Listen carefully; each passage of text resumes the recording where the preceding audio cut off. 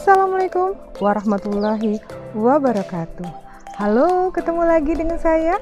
Ini video yang kedua kelanjutan dari materi tentang pajak. Jangan lupa ya, like and share, subscribe video ini supaya channel ini lebih berkembang. Ikuti terus ya, karena nanti ada video-video berikutnya tentang materi tentang pajak. Kali ini kita akan membahas tentang fungsi dan manfaat pajak. Indikator pencapaian kompetensinya adalah mendeskripsikan fungsi dan manfaat pajak.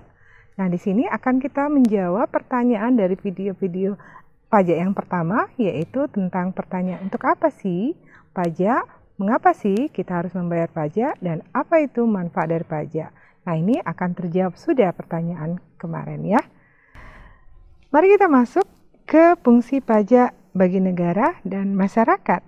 Pajak memiliki peranan yang sangat penting atau sangat berarti bagi negara untuk melakukan kegiatan pemerintahannya dan melaksanakan pembangunan. Nah, di sini pajak merupakan sumber pendapatan negara dan membiayai ke seluruh pengeluaran yang dibutuhkan termasuk pengeluaran untuk pembangunan. Jadi, apa saja menjadi fungsi pajak tersebut? Yang pertama adalah fungsi anggaran, yang kedua fungsi mengatur, ketiga fungsi pemerataan, dan yang keempat fungsi stabilisasi. Inilah yang kita akan bahas keempat fungsi dari pajak. Kita bahas fungsi yang pertama adalah fungsi anggaran atau fungsi budgeter. Pemerintah untuk menjalankan kegiatan rutinnya dalam melakukan kegiatan pembangunan atau pengeluaran rutinnya perlu biaya. Nah, biaya ini yang kita dapat dari pajak. Maka, pajak merupakan sumber pemasukan keuangan negara dengan cara mengumpulkan dana dari wajib pajak atau wajib pajak itu subjek pajak ke kas negara untuk membiayai pembangunan nasional dan pengeluaran negara lainnya. Jadi, biaya seperti pegawai, belanja rutin yang lainnya itu dibiayai dari pajak.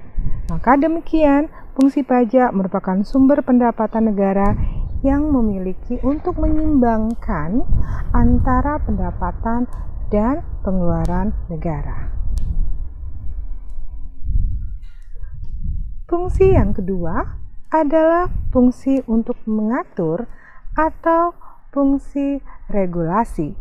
Pajak merupakan alat untuk melaksanakan atau mengatur kebijakan negara dalam lapangan sosial dan ekonomi.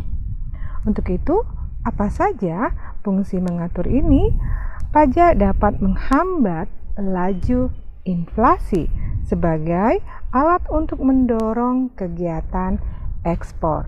Kenapa? Nanti kita akan bahas lebih lanjut. Memberikan proteksi terhadap barang produksi dari dalam negeri.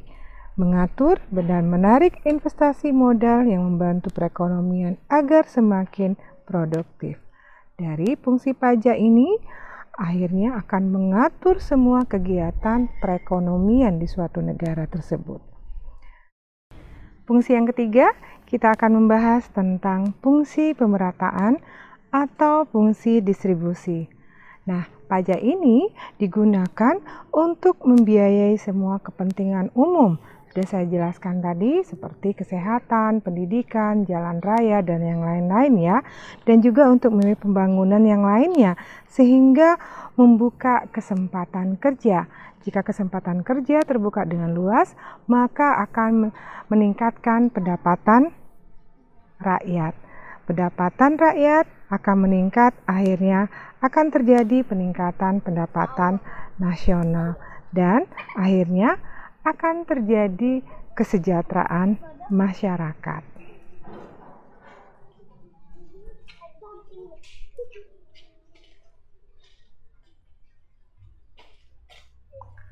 Lanjut lagi adalah fungsi stabilisasi.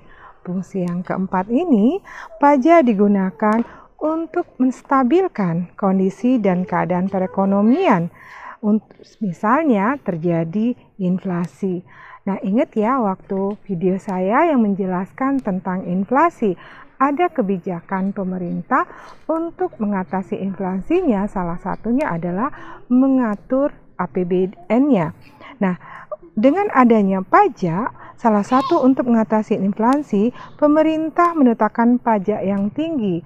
Artinya pada saat inflasi, daya beli masyarakat pada awalnya itu tinggi dan jumlah uang yang beredar sangat banyak.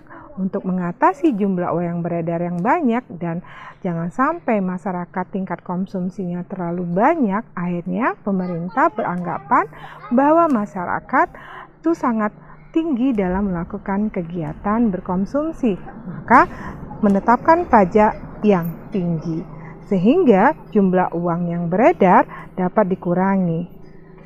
Juga dengan adanya pajak dapat mengatasi kelesuan ekonomi atau deflasi, kebalikan dari inflasi. Pemerintah menurunkan pajak supaya daya sebelumnya dan saat deflasi daya beli konsumen itu sangat rendah. Untuk mengatasi itu, maka pemerintah menurunkan pajak supaya rakyat dapat menaikkan tingkat konsumsinya, sehingga jumlah uang yang beredar dapat ditambah atau bertambah dan deflasi dapat diatasi. Dengan adanya pajak dapat mengatur kegiatan jumlah uang yang beredar dan akhirnya terjadilah stabilisasi ekonomi. Kita akan lanjut ke manfaat pajak. Pajak yang terkumpul dari rakyat dan merupakan pendapatan yang paling terbesar bagi negara dan diperuntukkan untuk kegiatan pembangunan negara. Di sini kita lihat apa saja manfaat dari pajak tersebut. Pertama adalah dapat membiayai semua pengeluaran negara. Jadi pengeluaran rutin negara seperti yang saya sebutkan, yaitu pengeluaran belanja pegawai, belanja modal, belanja barang, dan subsidi, itu dibiayai dari pajak. Apa saja lagi yang menjadi manfaat dari pajak? Yaitu dapat mengatur lajunya inflasi. Jadi tingkat inflasi pasti ada, dan tapi kita dengan adanya pajak kita dapat menekan tingkat lajunya inflasi. Yang selanjutnya adalah mengatur lajunya pertumbuhan ekonomi suatu negara. Lanjut, sebagai pajak manfaatnya sebagai alat untuk mendorong kegiatan ekspor atau pajak barang. Nah, untuk meningkatkan gairah ekspor atau dapat membantu ekspor kita untuk bisa bersaing dengan negara lain, pemerintah dapat mengatur tarif pajak.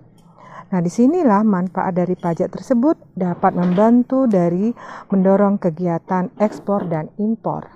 Selanjutnya adalah memberikan perlindungan terhadap barang produksi dari dalam negeri. Di sini artinya ada pajak impor, di mana untuk mengatasi kelesuan atau membantu produsen dalam negeri dapat bisa bersaing. Contohnya, kita ingin negara melindungi produsen dalam negeri. Misalnya, apel Malang dapat bersaing dengan apel luar negeri, maka kita ada membatasin kuota impor. Ya, ada pajak tarifnya. Nah, di sini dapat melindungi produsen dalam negeri. Selanjutnya adalah manfaat pajak menstabilkan kondisi dan keadaan perekonomian di Indonesia. Inilah manfaat dari pajak. Ada pertanyaan tadi, kepada siapa kita harus membayar pajak? Siapa yang mengatur pajak dan bagaimana caranya? Di situ diatur di bawah Kementerian Keuangan, yaitu adalah lembaga pemerintah yang mengelola pajak di Indonesia, Direktorat Jenderal Pajak. Direktorat Jenderal Pajak ini apa fungsinya? Yaitu berkewajiban melakukan pembinaan, penyuluhan, pelayanan, serta pengawasan kepada masyarakat. Nah, disinilah Direktorat Jenderal Pajak memberikan layanan kepada masyarakat agar sesuai dengan visi dan misi.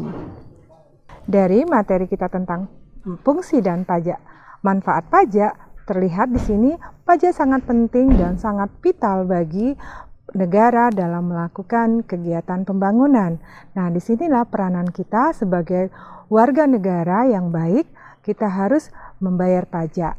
Ingat ya, membayar pajak itu bukan hanya kewajiban, tapi hak warga negara ikut serta dalam kegiatan pembangunan. Ayo bayar pajak. Hari gini belum bayar pajak, apa kata dunia?